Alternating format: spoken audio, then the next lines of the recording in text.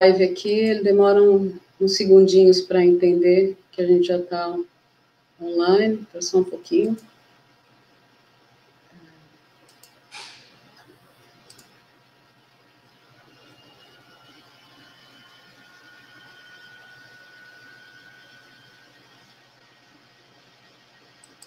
Ok.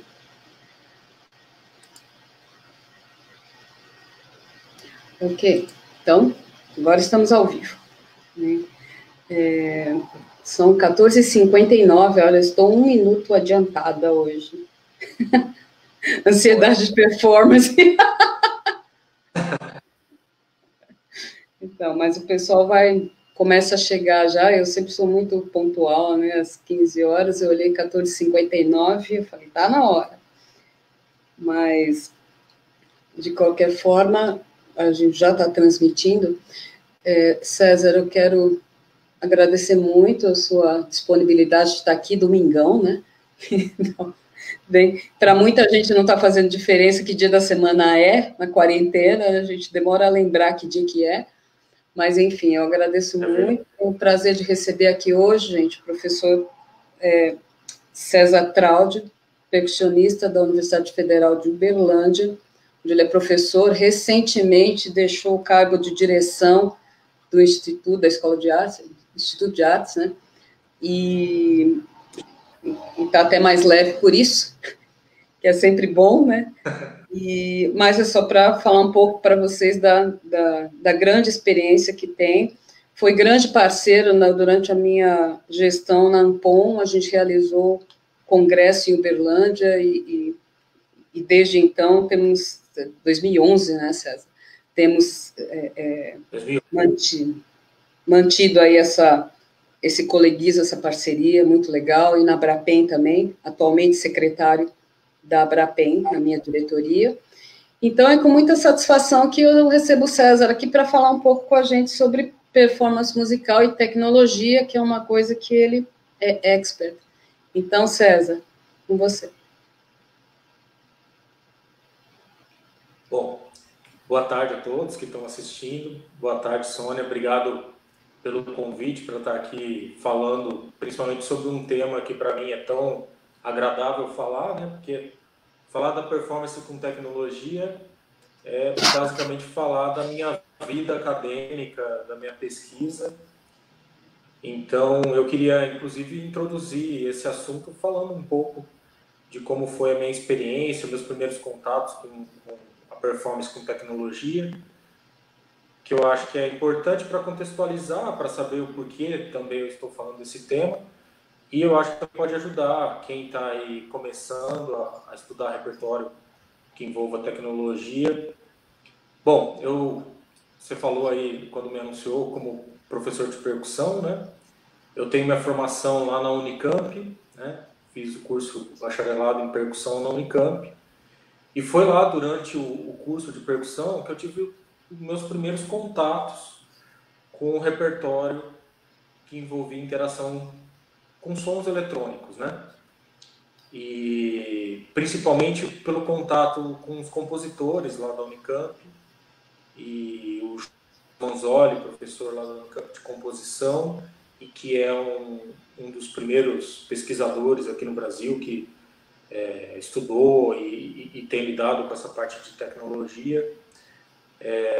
A gente, na Unicamp, tinha um grupo de percussão da Unicamp e existiram alguns projetos que envolviam o grupo de percussão e eletrônica, né? Projetos que o Jonas tinha desenvolvido, e aquilo me trouxe muito interesse, assim, dessa possibilidade de interação entre os instrumentos, os sons instrumentais e os sons eletrônicos.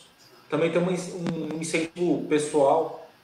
A minha irmã trabalha na área de computação, então eu também acompanhei a formação dela, os estudos dela, e sempre tive um interesse também por essa parte da tecnologia.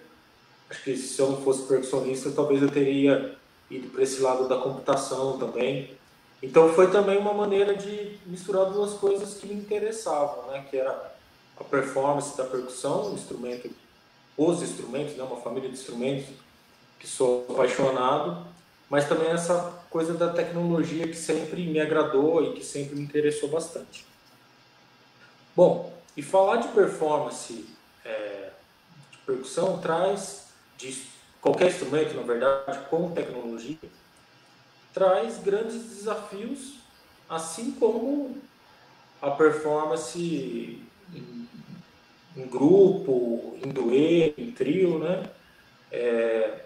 Eu acho que é só uma questão, talvez os desafios eles são até que parecidos, mas lógico que como a gente tem a tecnologia, né, os dispositivos eletrônicos, mas a gente vê que os desafios, eu vou conversar um pouco sobre isso, a gente vê que no final das contas é mais ou menos as mesmas coisas que a gente precisa se preocupar. Questão de sincronia, por exemplo, né, quando a gente vai tocar um dueto, vai tocar um trio, vai tocar numa orquestra, talvez o grande desafio ali, que é o principal papel talvez do maestro, é a questão da sincronia e de fazer com que tudo aquilo soe como uma obra só, como uma sonoridade só, que é o que a gente busca na interpretação musical, né? Esse talvez também é o grande desafio quando a gente toca o repertório com tecnologia, né, eletrônica, essa sincronia e essa interação com o som eletrônico, né? Eu, né, como eu falei, né, minhas primeiras experiências ali na graduação, eu já fui percebendo que tinha essas questões a serem entendidas, né, e foi daí que eu procurei, durante o meu mestrado, e depois acabei emendando também no doutorado, uma pesquisa que justamente focasse entender e como era tocar com dispositivos eletrônicos. Então, meu foco, tanto no mestrado como no doutorado, foi na performance de obras com dispositivos eletrônicos. E aí eu fui, meu orientador, um compositor, o Jonatas, né, que eu já falei aqui, o Jonatas Manzoli, justamente porque a parte instrumental eu tinha da graduação e agora eu tinha um desafio que era tocar com essa parte da música eletroacústica. E aí eu queria entender mais da música eletroacústica, das possibilidades. E aí que eu procurei um compositor especialista na área para juntar as duas coisas. E eu lembro de uma conversa, inclusive, com o Jonas, ele falou: olha, César, você é um grande instrumentista. Na época eu estava fazendo esses concursos jovens solistas, Prelúdio da TV Cultura, não sei se as pessoas sabem, eu fui finalista da primeira edição do Prelúdio. Olha! Isso em 2005. E Olha, a primeira edição, bravo! percussionista na final, logo na primeira edição, foi uma coisa muito bacana. E aí eu lembro que o Jonas falou: César, você é um percussionista de formação, tem atuado enquanto percussionista, e vai dedicar sua pesquisa, tanto de mestrado como doutorado, fazer com compositor e focada numa performance com eletrônica e tal. Você vai ficar num híbrido assim, entre duas linguagens, né? A instrumental e a da eletrônica, né? E eu falei: olha, e é justamente isso que eu quero. Eu quero ser um instrumentista apto a tocar esse repertório e eu, pelas experiências que eu já tinha tido, simplesmente dominar meu instrumento não me tornava capaz de tocar esse repertório da maneira que eu acho que deveria ser. Normalmente você acaba ficando muito dependente de ter um compositor com você ou de ter algum técnico que entenda muito da parte de eletrônica para te ajudar. Mas eu queria sair tocando esse repertório, né? Então eu precisava dominar isso e poder resolver e poder tocar as peças sem necessidade. Imagina, eu vou fazer um repertório com 10 composições que envolvam eletrônica, eu vou levar 10 compositores comigo na viagem para cada um configurar a sua e eu poder tocar. Não tem como, né? Bom, então, foi aí que eu então, fiz a minha pesquisa de mestrado e doutorado. E eu acho que para a gente entender um pouco os desafios, é importante a gente entender que logo existem uma infinidade de possibilidades na verdade, eu costumo dizer que cada peça é um universo completamente novo. Mas a gente pode separar dentro da música eletroacústica mista, que é essa que envolve instrumento e sons eletrônicos, eletroacústicos, em duas grandes categorias. Uma que é a música mista, que a gente costuma falar que é a música para instrumento e tape, né? Porque realmente era o antigo tape, o pessoal mais antigo aí deve lembrar bem desse termo, né? E era um tape mesmo, que a gente Olha, usava. eu lembro É desse uma termo gíria bem que... mais que você, César. Nessa... A gente começou a chamar de suporte fixo, porque não Suporte podia falar fixo, tape, mas não sabia exatamente. se era disquete, se era que era, então era assim, suporte fixo. Aí você se livrava dos Suporte, problemas. Hoje em dia não é, funciona mais. hoje em dia é um arquivo Wave ou um arquivo MP3, MP4, mas até hoje a gente usa o termo, é uma peça para tape, né?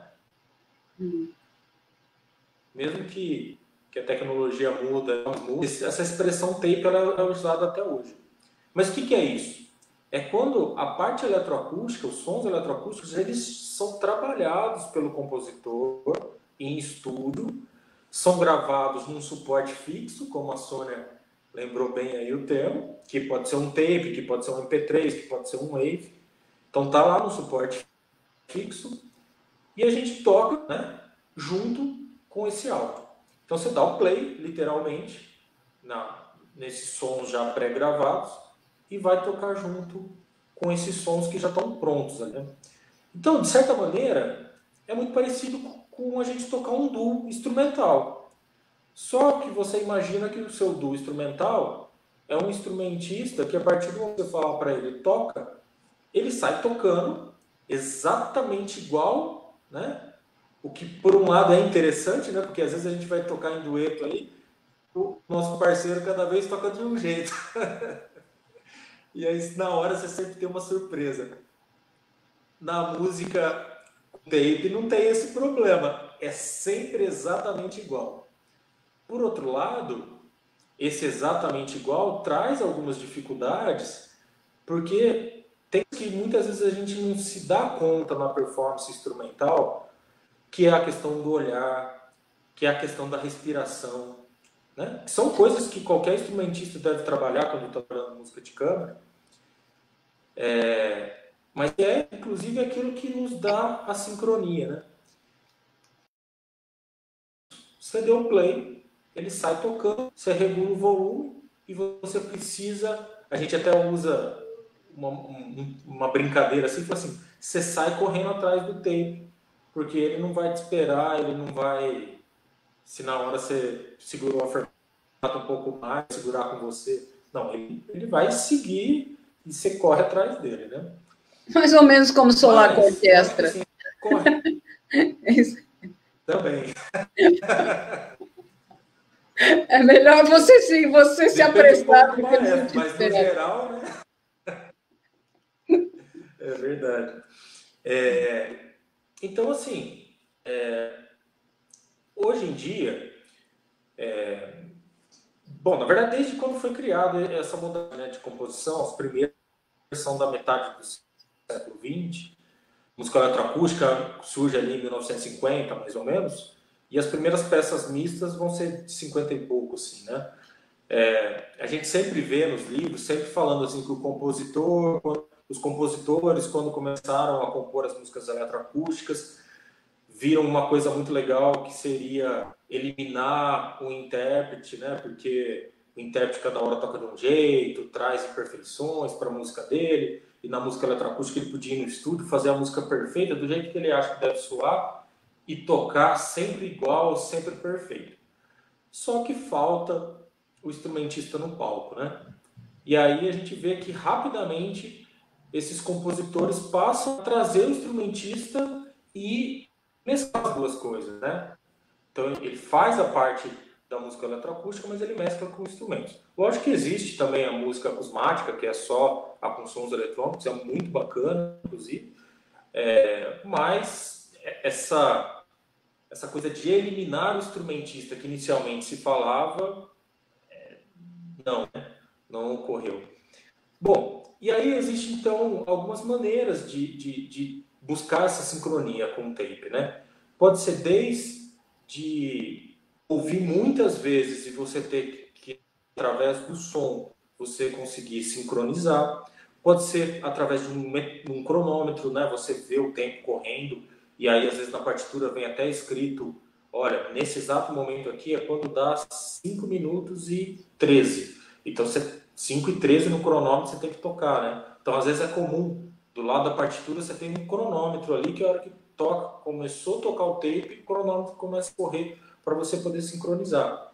Existe a possibilidade, que para mim é uma das que eu mais gosto, que é a de clique, né? Então, colocar um fone de ouvido, um metrônomo, e não necessariamente precisa ser um clique da música inteira, assim, né?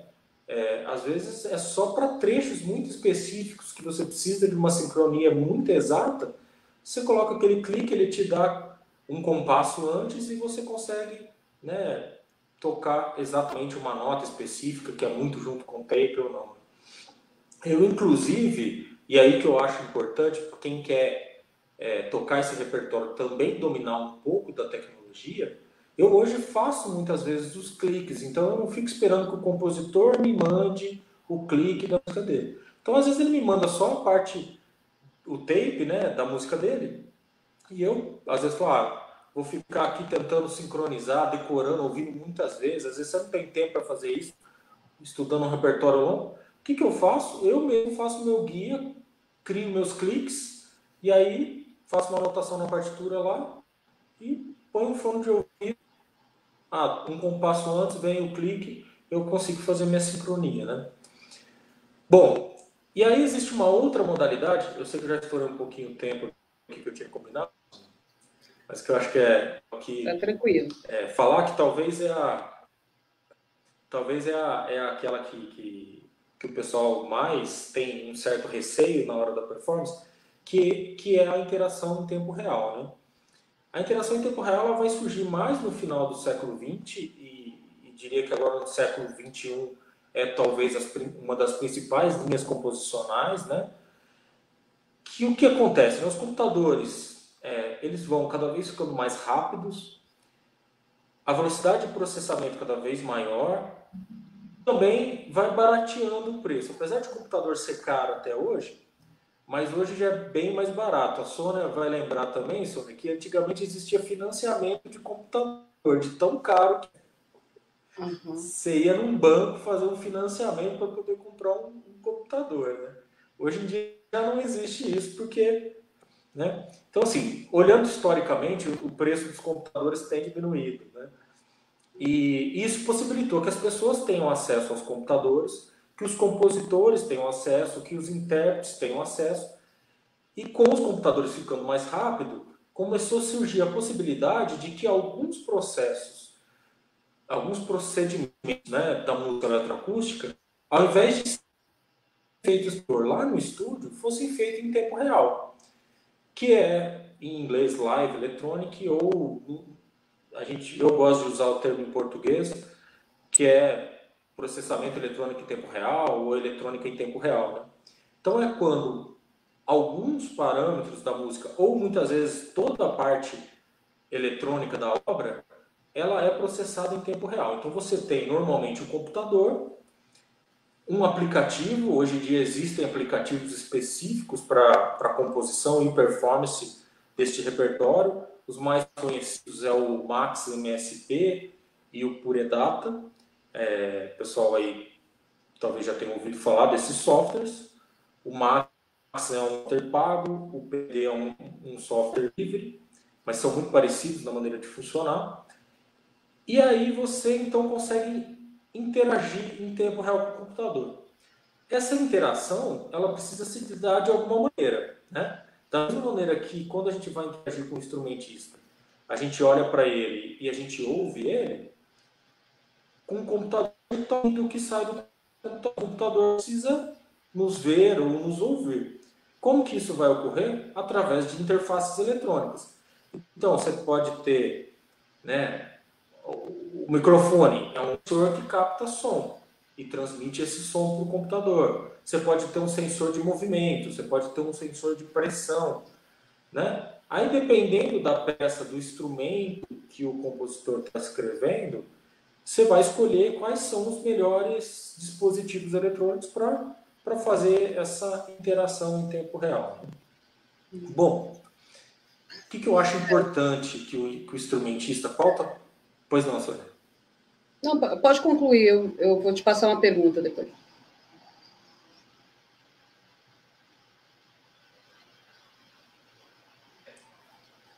É naquilo que eu for levando o compositor para onde você vai tocar as peças.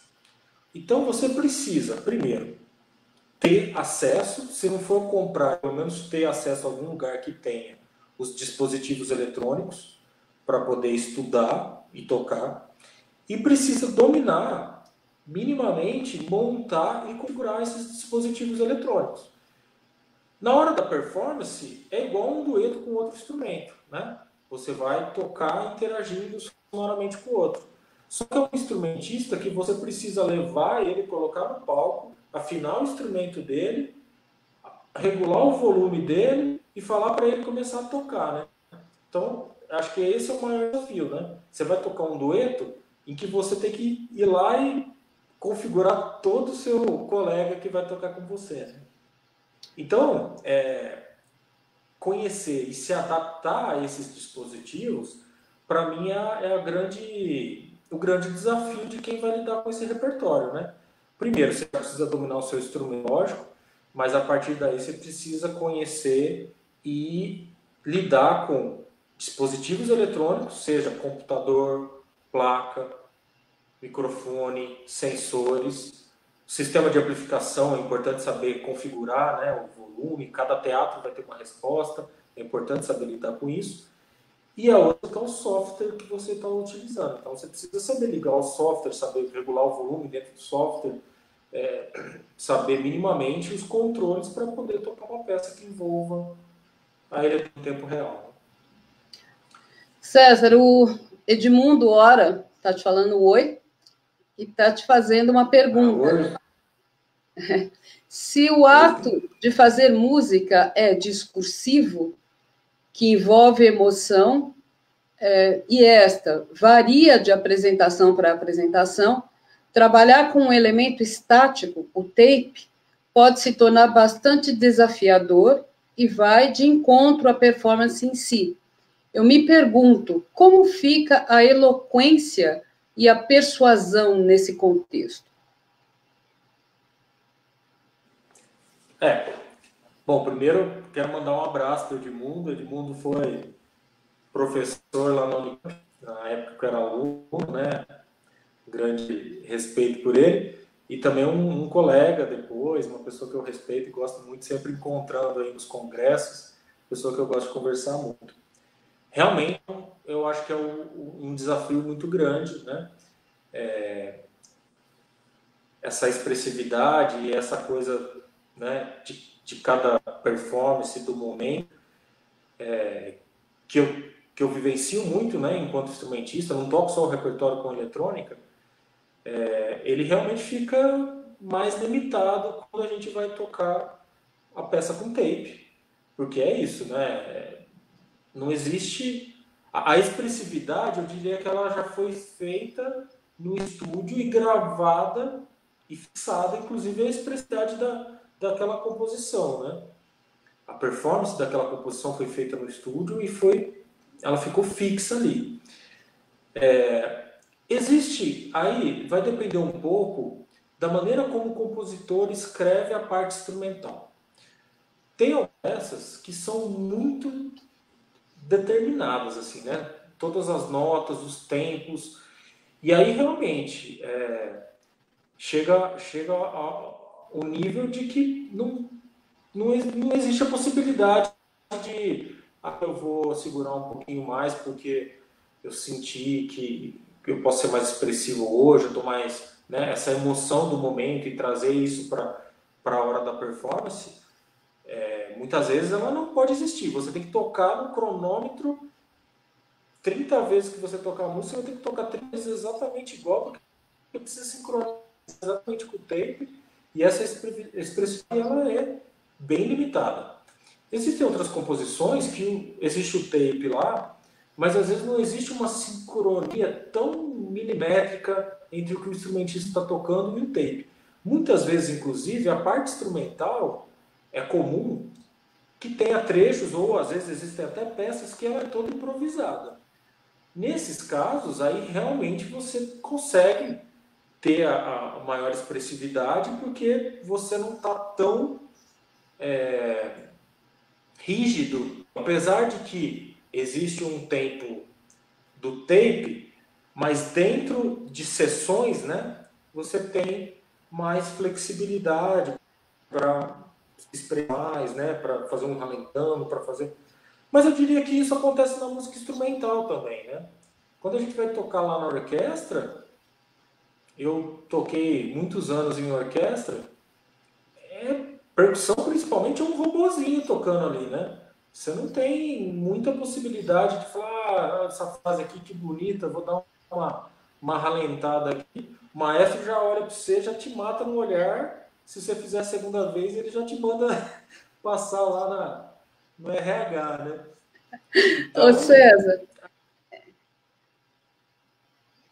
Oi? Não, a internet hoje está assim, se eu te interrompo, dá um delay, assim, demora para eu poder, para a voz entrar. Mas eu queria só, se você me permite, complementar uma coisa que eu acho perfeita analogia com a orquestra, porque a gente não pensa nisso, né, quando está pensando em expressividade na orquestra. Na verdade, você está fazendo, a gente gosta de associar isso com um grande grupo de câmara, mas onde quem tem a liberdade de expressão maior ali é o regente. Ele pode determinar, esticar ou encurtar. Porém, dentro da sua frase ou dentro de cada solo que acontece, até em sinfonias, né, você, muitas vezes você tem a liberdade, né, em determinados momentos, de ampliar essa expressão. Na minha experiência, que não é tão grande quanto a sua, claro, com a música híbrida, essa música mista, eu toquei peças que têm momentos, entre aspas, de cadência, sabe? Em que você tem ali um momento em que é seu, ele é determinado, né? Vamos supor, seja 1 minuto e meio, ou seja 70 segundos, mas aquele momento é seu, então você pode ter a flexibilidade desde que você não ultrapasse. Então, tem vários momentos nesse tipo de música que eu acho que a gente consegue, sim, se colocar. Não é a questão rítmica, ela domina quase o tempo todo, mas até ela tem muitos momentos em que te dão liberdade, sim. Sim. Mesmo uma coisa que você tenha muita precisão temporal, você tem uma especialidade de dinâmica, né? Eu diria que é quase impossível tocar qualquer coisa sem nenhuma expressividade. Acho que o único que consegue fazer isso é o MIDI. E é por isso que a gente odeia ouvir MIDI. Luciane Cadastre está entrando e te fazendo uma pergunta aqui. A expressividade e possibilidade de liberdade na interação e no resultado musical vai depender de como foi pensada essa interação na composição. A colaboração com o performer ajuda, você concorda? E aí ela complementa, na interação do performer, ser humano, com o suporte fixo, principalmente. Concordo. Bom, um abração para ela, uma grande colega, uma pesquisadora também da área, né? Eu concordo, com certeza, né? Essa expressividade ela se torna mais possível. E eu acho que esse trabalho de colaborativo entre instrumentista e compositor é extremamente importante, principalmente por causa dessas dificuldades até que a gente está trazendo aqui, né? Muitas vezes o instrumentista domina o instrumento, mas tem muita dificuldade com a parte eletrônica. O compositor, ao seu lado, domina muito, normalmente, a parte eletrônica, mas nem sempre sabe como poder fazer a interação com o instrumentista, quais são as questões técnicas, quais são as dificuldades, e isso vai variar também de instrumento para instrumento, né? O instrumento de percussão é muito preciso, né? Você tocou a baqueta ali, o som vem.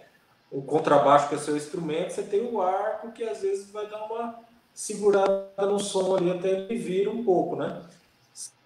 Quando você vai com uma peça, você também tem que ter...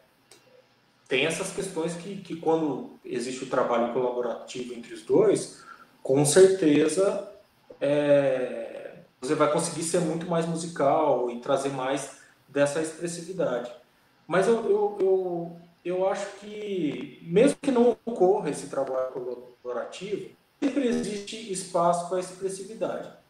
Eu acho que existem composições, e isso eu estou falando da música com interação com eletrônico, mas da música instrumental também. Tem peças que você pode ser mais expressivo, tem peças que você não pode ser muito expressivo. Como é que você vai tocar um clap music do Steve Reich e ser expressivo ali? E é uma peça instrumental, não tem nada de interação com eletrônica. Mas quer dizer, a proposta de defasagem da peça não aconteceria, não fosse a precisão. Exatamente. Né? Então, você tem uma limitação expressiva, mas também existe a possibilidade de uma variação de dinâmicas, né? É possível trazer alguma expressividade, mas em diferentes níveis. E eu acho que isso ocorre em qualquer repertório.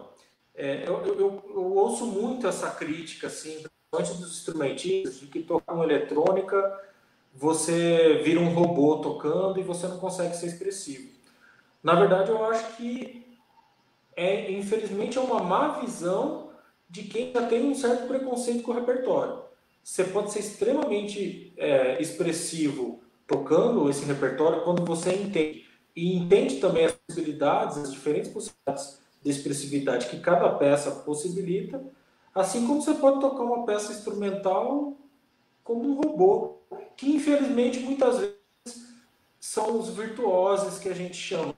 São robôs que tocam 1 milhão de notas o mais rápido que consegue, expressividade mesmo, não vejo.